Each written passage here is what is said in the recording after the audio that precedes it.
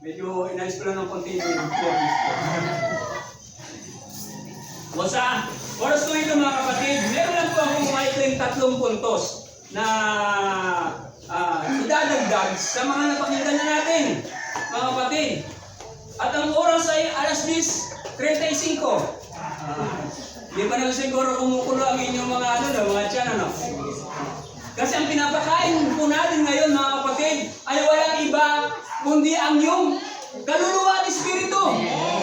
At ang mga lingkod ng Diyos tulad ni Pastor Tony, Pastor Ronel, ako at ang misyonary, mga kapatid, sila lamang ang tagapagdala ng pagkain na nakapanahon sa bawat kaluluwa sa lugar na ito. At yan ang trabaho ng mga lingkod ng Diyos. Amen? Kaya sa umaga nito mga kapatid, nais kong i-share ang napakasimpleng mensahe na gaya na pinauna ko na sa inyo kanina. Ito ay pinamagatan kong UXA. Sa salitang, maikling salita ay, ano ito? Ito yung kauna-unahang sigaw ng mga tao sa buong mundo. Noong ikaw ay pinanganak, when you are, born in this planet, what is the first and foremost cry that the Lord did to you?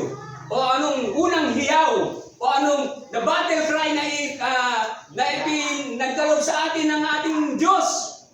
Mapa-Amerikano ka man, mapa-Inchik, mapaka-Pilipino, o ano man ang iyong lahi. Mga kapatid, ang unang sigaw na ipinagkaloob ng Diyos sa bawat isa sa atin ay salitang Pilipino. Which is, either you are American, Chinese, or Filipino, the first battle cry that you shout in this planet Earth, mga kapatid, tama ba sir? Is, uha! The word uha, Pilipino pala yan. Di ba? Nakakita na narinig ka bang Amerikano na umiyak ng hindi salitang uha? Uha rin eh, di ba? Mapa-Inchik, uha! Hindi ba sabihin, uchi, uchi. Di ba gano'n? The Chinese did not say that. Even the American did not, hindi ba gano'n? But the Filipino language is uha. Ang salitang uha, nung akin ito yung na-share ko sa Hong Kong at actually, ay talagang na-amaze sila. Dahil sabi ko, ano pa kaya ang i-share ko dito sa mga taga-Hong Kong? Ay halos taon-taon ay may mga isang dusi-dusi ng missionary ang pumupunta dito para mag-share doon sa yung tinatawag nila Central Park o na kung saan nangangaral yung mga missionary doon para magbigay ng mensahe sa mga OFW. At ito ay nagkaroon ako ng revelation, ito yung pinaka-main language, which is uha, the Filipino battle cry. Amen? Which is, the word uha is stand for. Okay, 3 puntos lang naman to, mga 10 to 15 minutes, mga kapatid. Una ay, unawain ang ang kalooban ng Diyos sa buhay mo, kapatid. Proverbs chapter 3, verse 5 to 6. Basahin din na lang yan sa inyong mga mga bahay-bahay. Kung hindi nyo dala ang Bible nyo ngayon, sa susunod dalhin nyo. Amen? Kasi kulang ang oras para basahin po natin. Pero alam ko, mas lalo yung mga bata na may mga memorize, may mga na-memorize yan. Madali yan. Ano ba yung Proverbs chapter 3, verse 5 to 6? May nakakaalam ba doon?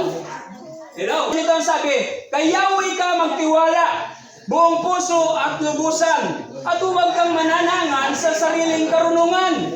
Verse 6, sa lahat ng iyong gawain, siya nga'y alalahanin upang ika'y patnubayan ng iyong mga tatahakin. Una sa buhay na ito, kaya anong unawain ang kalooban ng Diyos kung ano ka at anong purpose mo sa lugar na ito. Una sa iyong tahanan, sa simbahan, at sa lugar na ito, sa community na ito. I do believe, Pastor Tony, alam niya ang purpose ng Diyos sa buhay niya. Amen?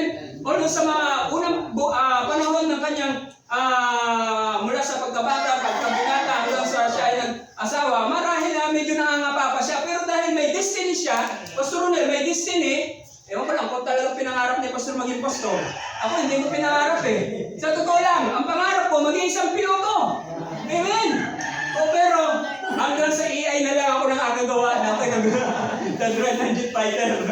Pero to God be the glory mga kapatid. Hindi natin minsan yung mga bagay na gusto natin mangyari ay hindi nagaganap dahil hindi yun talaga ang kalooban ng Diyos. Pero kapag tayo sumunod sa kanyang kalooban, ako'y naniniwala, mga kapatid, na ang iyong landas na tatahakin ay magiging mabuti kaysa sa iyong inaakala. Amen? So yun po mga kapatid, ang unang salita sa salitang kuha. Unawain ang ano? Ang kalooban ng Diyos sa buhay mo. Pangalawa, X. Hanapin palagi ang kanyang kaharian. Amen? Anong sabi niya ng Isaiah chapter 55 verse 6? Pakibasa ay pakitunghalin natin yan mga kapatid. Sabi sa English, seek ye the Lord while he may found. Call ye upon him while he is near. Amen? Why? Because sa panahon mga kapatid na ito, ang salita ng Diyos ay madali pang maalaman. May mga impormasyon pa tayo. May mga, kumbaga sa kan, is easy to access na makapakinig ng mga salita ng Diyos. Ng salita ng mumula kay Pastor Tony, Pastor Len, sa misyonaryo, madali pa. Pero sa panahon na kapag ang mga propesiya ay naganap na mga kapatid, ay ito ang kahindik-hindik na bagay mga kapatid. Ano yun mga kapatid? Mayroong tinatawag na sa Amos 8:11, mayroong panahon na hindi na talaga mapapakinggan ano man ang gustuhin mo, ang salita ng Diyos. Hello? Ano na sabi diyan? Sinabi ng Panginoon kay Yahweh, darating din ang araw na papairalin ko sa lupain ang taggutom. Magugutom sila ngunit hindi sa pagkain. Umuuhaw sila ngunit hindi sa tubig. Ngunit sa pakikinig ng aking mga salita. Amen? Kaya alam niyo mga kapatid, mapalad po kayo ngayon. Hindi aksidente na narito kayo ngayon. Hindi inuobliga ni Pastor Tony, ni Pastor Ronel na pumunta kayo dito para makapakinig ng salita. Yan ay gawain ng banal na Espiritu Santo sa buhay mo at sa buhay ko upang sa ganon, ikaw ay mabusog at hindi magutom ng salita ng Diyos. At sa panahon ng tinatawag na test and trial of faith, yung mga salitang yan ang uhugutin ng banal na Espiritu Santo upang ikaw ay maging matatag at magkaroon ng pag-asa sa buhay na ito. Amen? Kaya ang labanan mga kapatid ng mga mananampalataya, the battle is not in the flesh but in the Spirit. By the pagkain ng salita ng Diyos. Our soul should be a lot of, mga bagay na pag kinain mo, lalabas din naman yan eh. Di ba? Pero ang kinakain mo na bawat salita na naririnig mo kayo sa iyong pastor, kay Pastor Tony, Pastor Ronel, sapagkat yan ay kakailanganin mo sa panahon na ikaw ay dumadaan sa at anumang bagay na dumating sa iyong buhay na kagagawa ng dyablo. Amen? Oras na tayo, wala pa yata 10 minutes na Pastor. Okay, to God be the glory. Ano ito? Mga kapatid, ang panglas ay ang alamin ang kalooban ng Diyos. Amen? So, tatapusin ko lang pala yung 11 na ito ng Amos. Sabi dito, mula sa hilaga papuntang timog, mula sa silangan hanggang sa kanluran, nahanapin nila ang salita ni Yahweh, subalit iyon ay hindi nila matatagpuan. Imagine, Pastor, mga kapatid, na kung saan darating pala ang panahon na kahit saan sila pumunta, gusto nila salita ng Diyos, hindi na nila ito maririnig. Kasi, inignore nila yung mga paanyaya ng mga ministro, ng mga paanyaya ng mga krusada, inignore nila. Dahil yung panahon na yan ay panahon na ng persecution. Ang talagang totally na nag-aari ay ang dyablo. Ngayon pa nga lang mga kapatid, di ba? Alam natin na ang manifestasyon ng dyablo ay nandiyan lang sa ating harapan. Mga kapatid, at minsan nga hawak-hawak mo pa yung cellphone. Alam nyo ba na ang cellphone, yan ay bunga ng masama? It is a product of the food of evil and good. Kasi mga invention yan. Pwede mong gamitin ito. Maniwala ka sa hindi mga kapatid. May mga sa cellphone lang, may nagkakahiwalay ng mga relasyon. Amen? Dahil sa cellphone, yung bugso ng kanyang damdamin, nasasalita niya doon sa kanyang nobya, hanggang sa bandang huli, walang formal na pag-aayos, dahil lang sa cellphone, nag-break na. Tama mali? Di ba? Kaya, ang salita ng Diyos ay napaka-powerful, mga kapatid. So, maging mapagmasidlan tayo, maging mapag-unawa tayo, mga kapatid. Pangatlo, ay ang alamin ang kalooban ng Diyos. Sa aklat na 2 Timothy, chapter 3, verse 1. Ano bang sinasabi dito, mga kapatid? Hello, nandiyan pa po ba tayo, mga kapatid? Masaya po ba tayo sa umagang ito? Tunay nga na ang Diyos ay patuloy na nagmi-ministeryo sa ating huling kapanahunan, mga kapatid. Sapagkat ito ang sabi ng Panginoon sa 2 Timoteo, chapter 3. Ay ganito, dapat mong malaman na sa mga huling araw na idarating ang mga panahon ng kaguluhan. Of course, pag sinabing dapat mong malaman, dapat alamin mo. Tama? Hindi mo pwedeng hindi mo malalaman kung wala kang kaalam-alam. Magiging ignorante tayo pag gano'n, mga kapatid. Pero ang Diyos ay sapat sa lahat ng bagay. Ang kanyang biyaya ay naroon upang ating matamasa. So sa pagpapatuloy sabi dito, dapat mong malaman na sa mga huling araw ay darating ang mga panahon ng kaguluhan. Ano ang mga ito? Sapagkat ang tao ay magiging maibigin sa sarili, maibigin sa salapi, palalo, mapagmataas, mapagsamantala, suwain sa mga magulang, walang utang na loob at lapastangan sa Diyos. Nangyayari ba ito o hindi? Nangyayari na, di ba? So sa panahon pala ng mga apostol, nangyayari na pala ito hanggang sa atin. We are living now in the last of the last days in our end time. Amen?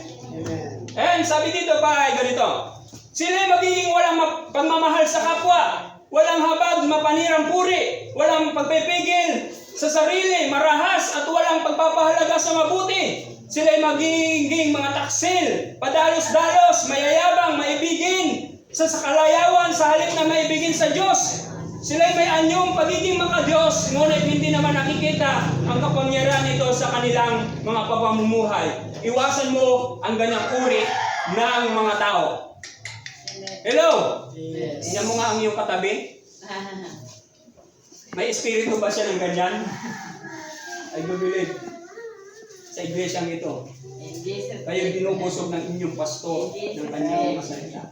Kaya sabihin mo sa umagang ito, mga kapatid, kapatid! Sabihin mo sa iyong katabi, gusto ko, happy ka. Gusto ko, yan ang gusto ng Diyos. He wants you to be blessed and happy and have a happy life. Amen? To God be the glory. Praise God. Yun nga, minsan pa ay sabihin nga natin ang unang battle cry ng mga tao.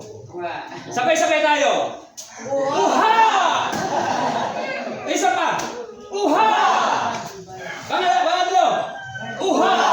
Ang ibig sabihin ay unawain ang kalooban ng Diyos, hanapin ang kanyang kaharian, at alamin ang kanyang kalooban. God be the glory. Shalom and God bless you all. Shall we stand and let us pray? Amen. To God be the glory. Hallelujah. Our gracious Heavenly Father, merciful God, once again, Panginoon, maraming pong salamat o Diyos sa oras na ito na ipinagkaloob niyo sa amin. Isang mapagpalag, maaliwalas na araw, Panginoon, na ipinagkaloob niyo sa iyong mga anak sa lugar na ito. Sa pangunguna ng aking mga kapatid, Pastor Tony, Panginoon, at Pastor Ronel, sa kanilang ministeryong ipinagkatiwala mo sa lugar na ito. Dalahin ko, Ama, na patuloy mo pong basbasan, bendisyonan ang iyong mga anak sa lugar nito, Panginoon. At hayaan mo na ang mga salitang iiwan, Panginoon, ng iyong mga lingkod, Brother John Mick, ang iyong lingkod, at ang kaibigan, Pastor Lino, ay patuloy niyo pong maging pananggalang, Panginoon, sa mga kapatid namin sa lugar na ito. Sapagkat kami naniniwala na ang bawat salita, Panginoon, na itatanim sa puso ng iyong mga anak ay siyang aming pananggalang sa anumang pagsisinungaling, sa anumang panlilinlang ng kaaway, Panginoon. Kaya sa umagang ito, Lord, ikaw ang aming marapat mapapurihan, pasalamatan, and all God, the glory and honor alone. In Jesus Christ's mighty name shall we say, Amen and Amen. To God be the glory. Hallelujah. Hallelujah. Praise God. Amen.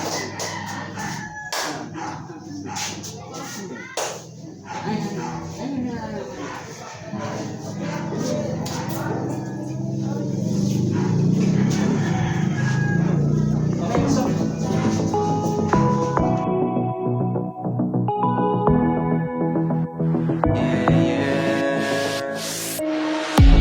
This life that I'm living has now been forgiven. I'm dead to my sins and renewed by your spirit. And I can't explain it, and they think I'm crazy, but I can't contain it. This feeling's amazing. They say I changed so much and they don't even know me. Used to be the guy lost at the club, but now I found my homies. The redeemer of the ones who have drifted off the road. And if he says he'll leave the 99 for you, that's always true. Cause he is Jesus, the Prince of Peace, and